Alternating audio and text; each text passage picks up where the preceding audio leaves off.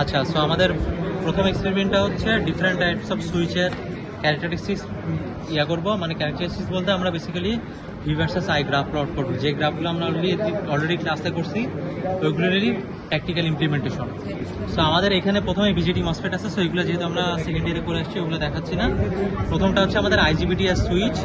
So এখানে আইজিবিটির basically কোনো circuit diagram নাই, সার্কিট ডায়াগ্রাম বেসিক্যালি এটাই।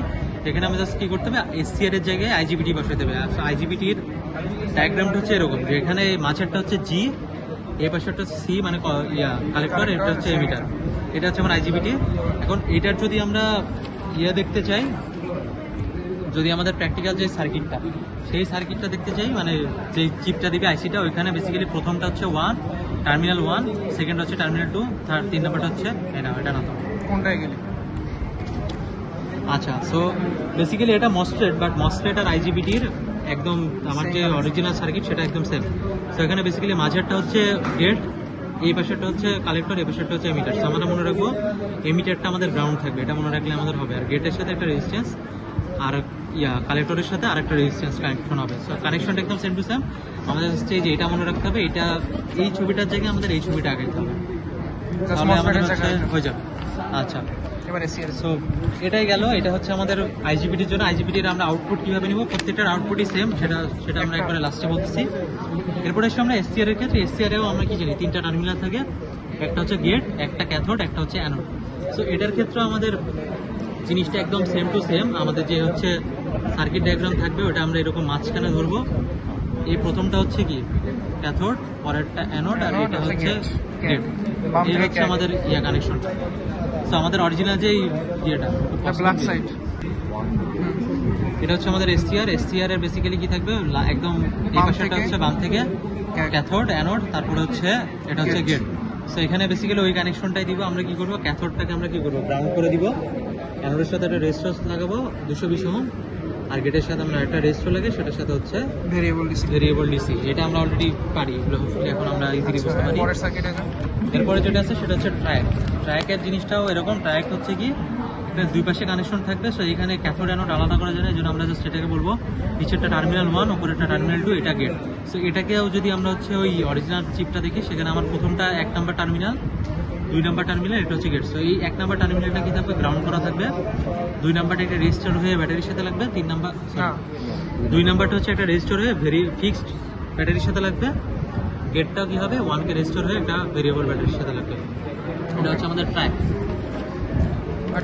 এখন আসি, আমাদের বেসিক্যালি আমাদের করতে হবে যে আমরা এই যে সার্কিটটা ইজিলি বানাইতে পারবো। আমাদের ডাটাতে যেটা করতে হবে, এসসিআর থেকে শুরু করি। এসসিআর এ বেসিক্যালি এই যে এখানে আমরা দেখি,